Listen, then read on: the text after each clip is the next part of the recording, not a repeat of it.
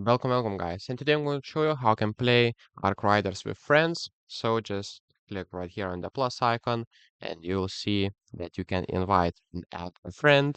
So here is the recent friends, here is requests, here blocked friends, and here is just friends. So to add friend, click on add friend and type name, and you'll need to use that hashtag. So you can just copy Embark ID and send it to your friend, or you can just show discriminator. So it will show you the hashtag and numbers, and you can just tell friend like Friday coffee and then type hashtag and these numbers. So that's how you invite a friend to your party, and then you will just click on play. So that's pretty much it, guys. That's how we play with friends, Arc Riders.